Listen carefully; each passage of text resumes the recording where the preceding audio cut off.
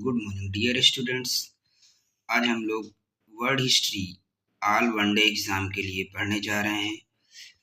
इसे अगर आपने अच्छे से पढ़ लिया, याद कर लिया, तो वर्ल्ड हिस्ट्री से जितने भी क्वेश्चन बनने वाले हैं किसी भी examination, IAS, PCS, SSC, railway, मतलब जितने भी वनडे एग्ज़ाम होते हैं उन सभी के लिए, टीजीटी, पीजीटी, सभी के लिए हिस्ट्री में जो भी वर्ल्ड हिस्ट्री से क्वेश्चन आने वाले हैं वो सब इसी से आ जाएंगे। बस आप इसे अच्छे से लर्न कर लीजिए। तो देखिए, आज हम लोग स्टार्ट करते हैं पहले पुनर्जागरण। पुनर्जागरण का अर्थ क्या होता है? पुनर्जागरण का अर्थ होता है पुनर्जन्म, मतलब जिसका फिर से, यानी एक बार फिर से जन्म हुआ हो, मतलब जागना।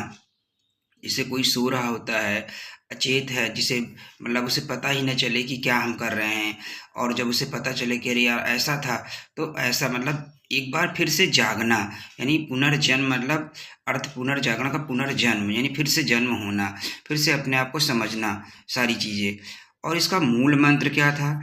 मूल मंत्र था संसारिकता या लौकिकता। संसारिकता तो आप समझते होंगे, यानी संसार के बारे में पूरी चर्चा जिसमें किया जाए, तो संसारिकता। लौकिकता, संसारिकता का ही दूसरा अर्थ होता है लौकिकता, जिसका संबंध इस दुनिया से है। पुनर्जागरण का संबंध क्या है? इस दुनिया से है, ना कि परलौकिक दुनिया से। परलौकिक दुनिया मतलब यानी ईश्वरीय दुनिया से, ठीक है? तो ईश्वरीय दुनिया से नहीं है, इसी दुनिया से है पुनर्जागरण का अर्थ। तो इसका मूल मंत्र क्या था? सांसारिकता या लौकिकता, जिसका संबंध इस दुनिया से है, ना कि परलौकिक दुनिया से। पुनर्जागरण 14वीं, 15वीं और 16वीं शताब्दी में पश्चिमी यूरोपीय विचारों, साहित्य एवं कला की लौकिक प्रवृत्ति की तीव्रकरण है, यानी तीव्रीकरण है। कहने का ये मतलब है, पुनर्जागरण 14वीं, 15वीं व 16वीं शताब्दियों में पश्चिमी यूरोपीय विचार, साहित्य और कला की लौकिक प्रवृत्ति का तीव्रीकरण है। यानी जो साहित्य के क्षेत्र में, कला के क्षेत्र में, और यूरोपीय ये मतलब कहने का ये है कि जो विदेश, जो विचार लोगों की भी, पश्चिमी यूरोप के जो लोग थे, उन्होंने एक विचार अपने आप में, उनके विचार आया, उन्होंने साहित्य के क्षेत्र में और कला के क्षेत्र में बहुत सारी अपनी क्या किया, अपने बारे में जाना कि हाँ हमारे साथ गलत हो रहा, हम क्या कर रहे हैं। तो उन्होंने अपने आप को जान करके पुनः जाग गए, यानी फिर से तीव्र प्रवृत्ति का तीव्रीकरण हुआ। पुनर्जागरण का आरंभ कहाँ से हुआ? इटली से। पुनर्जागरण का प्रारंभ कहाँ से हुआ? इटली से। पुनर्जागरण का सबसे बड़ा केंद्र फ्लोरेंस नगर, यानी इटली का फ्लोरेंस नगर। पुनर्जागरण का सबसे बड़ा केंद्र कौन सा था? इटली का फ्लोरेंस नगर। पुनर्जागरण का सबसे बड़ा व्यापारिक केंद्र। पुनर्जागरण का सबसे बड़ा कारण क्या था? पुनर्जागरण का सबसे बड़ा कारण व्यापार का उदय, इसके कारण शहरों का उदय हुआ और उनका महत्व बढ़ा। अभी हमने बताया पुनः जागना मतलब एक बार फिर से जागना, यानी पहले जैसे हमको कोई चीज़ का ज्ञान नहीं होता और हमें लोग बेवकूफ़ बनाते रहते हैं, और हम जब जान जाते हैं कि नहीं अरे इसने हमको बेवकूफ़ बना दिया, तो इसमें पुनर्जागरण का सबसे बड़ा कारण क्या था? व्यापार का उदय होना। पुनर्जागरण हुआ तो व्यापार बढ़ा, व्यापार बढ़ने से शहरों का निर्माण हुआ, शहरों का निर्माण हुआ तो शहरों का महत्व भी बढ़ा, क्योंकि कोई चीज़ अगर हम लोग गांव में लेते हैं तो सस्ते दर पर बिकती है, और शहरों में वही चीज़ हाई रेट में बिकती है। तो ये बात समझ में आ गई। तो पुनर्जागरण का सबसे बड़ा कारण क्या था? व्यापार का उदय होना। व्यापार के उदय होने से शहरों का भी उदय हुआ, और शहरों के उदय होने से व्यापार में वृद्धि हुई और उनका महत्व भी बढ़ा। किसने कहा, इसको ध्यान दीजिएगा, किसने कहा यदि मेरा वश चलता तो मैं अरस्तु के सारे ग्रंथों को आग में फेंक देता, क्योंकि इसके अध्ययन से एक तो व्यर्थ समय होता है, और दूसरा मिथ्या विचारों का उदय होता है। उदय होने के कारण अज्ञानता बढ़ती है। कह रहा है, किसने कहा यदि मेरा बस चलता तो मैं अरस्तु के सारे ग्रंथों को आग में फेंक देता, क्योंकि इसके अध्ययन से एक तो समय व्यर्थ होता है और दूसरा मिथ्या विचारों का उदय होने के कारण अज्ञानता बढ़ती है, यानी अज्ञान बढ़ता है। तो किसने कहा था? रोजर बेकन ने कहा था। यह कथन किसका है? रोजर बेकन का। याद रखेंगे किसका कथन है? रोजर बेकन का। कागज का आविष्कार सबसे पहले किस देश में हुआ? चीन में हुआ। कागज का आविष्कार सबसे पहले किस देश में हुआ? चीन में हुआ। संसार का सबसे अच्छा कागज बनाना सबसे पहले किस देश ने आरंभ किया? देखिए, जो कागज का निर्माण तो सबसे पहले किसने किया? चीन ने। लेकिन सबसे अच्छा कागज इटली ने बनाया। पुनर्जागरण का सबसे महत्वपूर्ण आधार क्या था? यानी पुनर्जागरण जो था किस पर आधारित था? तो मानवतावाद पर। यानी पुनर्जागरण का सबसे महत्वपूर्ण आधार क्या था? मानवतावाद। पुनर्जागरण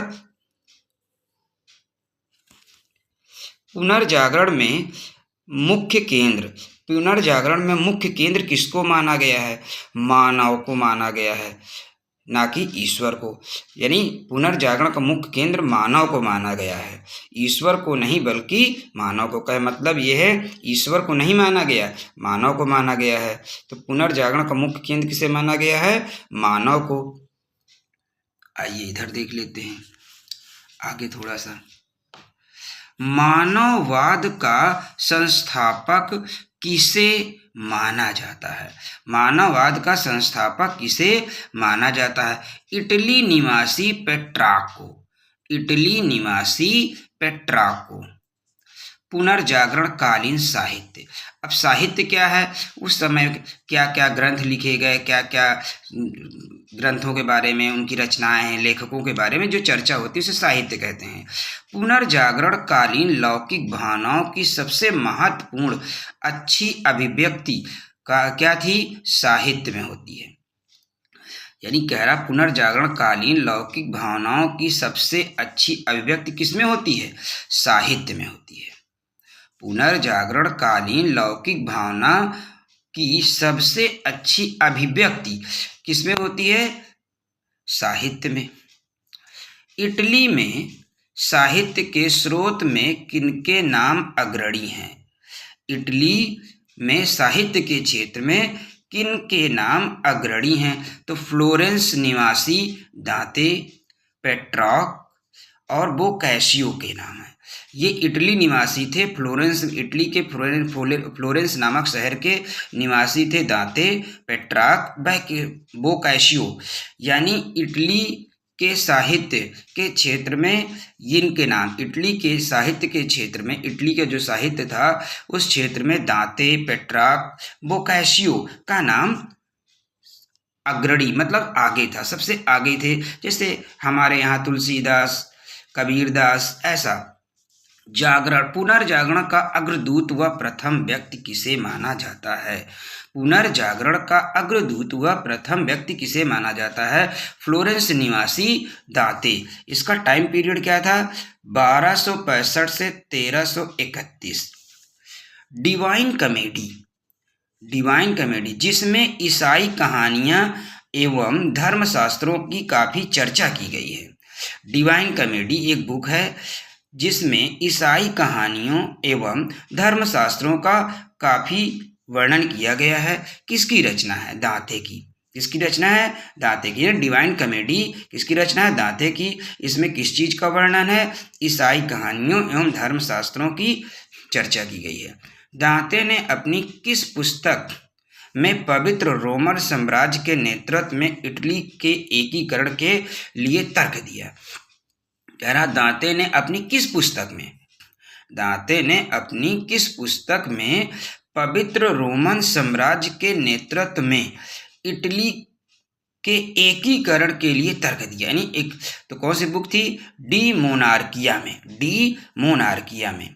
बोकैशियो के किस कहानी संग्रह में गंदे रोमांस का वर्णन है? बोकैशियो के किस कहानी संग्रह में गंदे रोमांस का वर्णन है? तो डेकामेरॉन में। डेका मतलब गंदा, डर्टी, यानी गंदे कहानी यानी डर्टी। तो इसको याद रखने का ट्रिक क्या बना सकते हैं आप? गंदे रोमांस का वर्णन किस में है? डेकामेरॉन में। याद रखो, बोकासियो के किस कहानी संग्रह में गंदे रोमांस का वर्णन है? डेकामेरॉन में। इटली के चाणक्य मैकियावेली की प्रसिद्ध पुस्तक का नाम क्या है? इटली के चाणक्य मैकियावेली की प्रसिद्ध पुस्तक का नाम क्या है? The Prince. Sir Thomas More की प्रसिद्ध रचना यूटोपिया है। सर टॉमस मूर की प्रसिद्ध रचना यूटोपिया है। बाइबिल का जर्मन भाषा में किसने अनुवाद किया? बाइबिल, जो कि ईसाइयों का पवित्र धर्म ग्रंथ है, बाइबिल ईसाइयों का पवित्र धर्म ग्रंथ है, इसका अनुवाद जर्मन भाषा में किसने किया? मार्टिन लूथर ने। बाइबिल का जर्मन भाषा में किसने अनुवाद किया? मार्टिन लूथर ने। बाइबिल ईसाई धर्म का पवित्र ग्रंथ है। इसके दो भाग हैं, पूर्व विधान जिसे ओल्ड टेस्टामेंट कहते हैं, दूसरा नव विधान, इसे न्यू टेस्टामेंट कहते हैं। पहला है पूर्व विधान जिसे ओल्ड टेस्टामेंट कहते हैं, इसमें यहूदियों का धर्म ग्रंथ यानी बाइबिल का पूर्वार्ध कहते हैं। इसमें यहूदियों का धर्म ग्रंथ भी कहते हैं, इसमें यहूदियों के धर्म के बारे में लिखा है। और नव विधान न्यू टेस्टामेंट में ईसा मसीह की शिक्षाएं हैं। बाइबिल लिखा किसने? बाइबिल परमेश्वर द्वारा लिखी गई है। अगला है, मानवतावादियों का राजकुमार किसे कहा जाता है? इरास्मस को। मानवतावाद का राजकुमार किसे कहा जाता है? इरास्मस को। इरास्मस की व्यंग्यात्मक शैली में कौन सी पुस्तक है? इरास्मस की व्यंग्यात्मक शैली में कौन सी पुस्तक है? प्रेज ऑफ फॉली, जिसका अर्थ होता मूर्खता की प्रशंसा। किसने ईसा मसीह को ऐतिहासिक व्यक्ति कहा? किसने ईसा मसीह को ऐतिहासिक व्यक्ति कहा? तो कौन था? इरास्मस ने। साहित्य के क्षेत्र में किसने शासन को गाने वाली चिड़ियों का घोंसला कहा? Next of singing word, Elizabeth. इसका शासनकाल क्या था? 1558 से 1603। यानी साहित्य के क्षेत्र में किसके शासनकाल को गाने वाली चिड़ियों का घोंसला, नेस्ट ऑफ सिंगिंग बर्ड, कहा गया? तो एलिजाबेथ के शासनकाल को। स्पेनी पुनर्जागरण साहित्य के क्षेत्र में सर्वेंटिस ऑफ लो डी भेगा का नाम अग्रणी है। क्वेश्चन ये है, स्पेनी पुनर्जागरण साहित्य के क्षेत्र में किन के नाम अग्रणी हैं? यानी जैसे कि अभी पीछे हमने देखा इटली वाले में, तो उसमें क्या थे आपके, क्या बोलते हैं, दांते, ठीक है, इस तरह इसमें कौन थे? तो अब इसमें क्या है ना, स्पेनी पुनर्जागरण साहित्य के क्षेत्र में किसके नाम अग्रणी थे? तो सर्वेंटिस एक व्यक्ति थे और लो डी भेगा, इनके नाम अग्रणी थे। सर्वेंटिस की रचना किसने की? सर्वेंटिस की रचना क्या थी? क्विकसॉट। सर्वेंटिस की रचना किसने की? क्विकसॉट। शेक्सपियर की सबसे प्रसिद्ध कृति का नाम क्या था? Romeo and Juliet. पुनर्जागरण काल, पुनर्जागरण एवं कला। अब इटली का पुनर्जागरण मुख्यतः कला के क्षेत्र में हुआ। इटली का पुनर्जागरण मुख्यतः कला के क्षेत्र में हुआ। शिल्प, चित्रकला, शिल्प और स्थापत्य की बड़ी उन्नति हुई। इस समय चित्रकला, शिल्प और स्थापत्य की बड़ी उन्नति हुई। इटली का पुनर्जागरण मुख्यतः कला के क्षेत्र में हुआ। यहाँ चित्रकारी, शिल्प और साहित्य की बड़ी उन्नति हुई। पुनर्जागरण के प्रसिद्ध चित्रकार कौन थे? Titian, Leonardo da Vinci, Michelangelo, Raphael. तो लियोनार्डो दा विंची चित्रकार एवं मूर्तिकार के अतिरिक्त, यानी लियोनार्डो दा विंची चित्रकार भी था, मूर्तिकार था, इसके अतिरिक्त वैज्ञानिक भी था, गणितज्ञ भी था, इंजीनियर भी था, संगीतकार भी था, दार्शनिक भी था, बस इतिहासकार नहीं था। लियोनार्डो दा विंची के प्रसिद्ध चित्र कौन कौन से हैं? इनका सबसे प्रसिद्ध चित्र Mona Lisa, Last Supper, Virgin of Rocks. पुनर्जागरण काल में चित्रकला का जनक किसे माना जाता है? जियाटो को। पुनर्जागरण काल में चित्रकला का जनक किसे माना जाता है? जियाटो को। माइकल एंजेल अद्भुत मूर्तिकार एवं चित्रकार था। माइकल एंजेल अद्भुत मूर्तिकार एवं चित्रकार था। इसका सबसे प्रसिद्ध चित्र लास्ट जजमेंट एवं द फॉल ऑफ मैन। इसके प्रसिद्ध चित्र कौन कौन से? माइकल एंजेल के लास्ट जजमेंट एवं the fall of man. Sistine Madonna अपनी सजीवता एवं सुंदरता के कारण संसार के अत्यंत प्रसिद्ध चित्रों में गिना जाता है। सिनस्टाइन मेडोना अपनी सजीवता, ये एक चित्र था। सिनस्टाइन मेडोना अपनी सजीवता एवं सुंदरता के कारण संसार के अत्यंत प्रसिद्ध चित्रों में गिना जाता है। ये किसने बनाया था? राफेल ने। यद्यपि विज्ञान का प्रस्फुटन 17वीं व 18वीं शताब्दी में हुआ, लेकिन इसका बीजारोपण पुनर्जागरण काल में ही हो गया था। मतलब विज्ञान का जो उदय तो अच्छे से, मतलब विज्ञान को हम लोगों ने समझा, जाना, प्रस्फुटन मतलब उसके बारे में अच्छे से हम लोग समझने लगे, जानने लगे। ये कब हुआ था? 17वीं 18वीं शताब्दी में। जबकि इसकी स्टार्टिंग यानी बीजारोपण मतलब इसकी स्टार्टिंग यानी इसका उदय कब से हो गया था? पुनर्जागरण काल से ही हो गया था। कापरनिकस के अनुसार पृथ्वी ब्रह्मांड के केंद्र में है। कापरनिकस एक वैज्ञानिक थे। इनके अनुसार पृथ्वी ब्रह्मांड के केंद्र में नहीं है, बल्कि सूर्य सौर मंडल के केंद्र में है। यानी ब्रह्मांड के केंद्र में पृथ्वी नहीं है। जबकि टालमी ने क्या बताया था? पृथ्वी ब्रह्मांड के केंद्र में है। लेकिन कापरनिकस ने इसका खंडन करके बता दिया कि पृथ्वी ब्रह्मांड के केंद्र में नहीं है, सूर्य ब्रह्मांड के केंद्र में है। यानी सौर मंडल का केंद्र कौन है? सूर्य। अन्य ग्रहों की भांति पृथ्वी भी सूर्य के चारों ओर चक्कर लगाती। कापरनिकस के अनुसार पृथ्वी ब्रह्मांड के केंद्र में नहीं है, बल्कि सौर मंडल के केंद्र में है।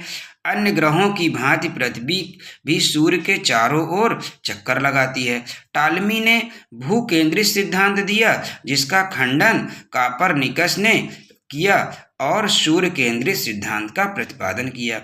अगर क्वेश्चन आ जाए भू केंद्रित सिद्धांत किसने दिया, तो टालमी ने, और सूर्य केंद्रित सिद्धांत किसने दिया, तो कापरनिकस ने। न्यूटन ने गुरुत्वाकर्षण नियम का प्रतिपादन किया। धर्म सुधार आंदोलन का प्रवर्तक मार्टिन लूथर था। धर्म सुधार आंदोलन का जो प्रवर्तक था मार्टिन लूथर था। जर्मनी के एक साधारण परिवार में इनका जन्म हुआ था। धर्म सुधार आंदोलन का प्रवर्तक मार्टिन लूथर था, जिसका जन्म एक साधारण परिवार में हुआ था। धर्म सुधार आंदोलन का प्रातःकालीन तारा किसे कहा जाता है? धर्म सुधार आंदोलन का प्रातःकालीन तारा किसे कहा जाता है? जॉन विक्लिफ को। अमेरिका का नाम अमेरिका किसके नाम पर पड़ा? अमेरिगो वेस्पुसी के नाम पर। ये इटली निवासी थे। अमेरिका का नाम अमेरिका किसके नाम पर पड़ा? अमेरिगो वेस्पुसी के नाम पर। क्या? वेस्पुसी। अमेरिगो वेस्पुसी के नाम पर। ये इटली निवासी थे। सर्वप्रथम किसने संपूर्ण विश्व के समुद्री मार्ग का चक्कर लगाया? मैगलन मैगला ने। बहुत अच्छा क्वेश्चन है। सर्वप्रथम किसने संपूर्ण विश्व के समुद्री मार्ग का चक्कर लगाया? मैगलन ने। तो ये रहा आज का वीडियो। Thank you.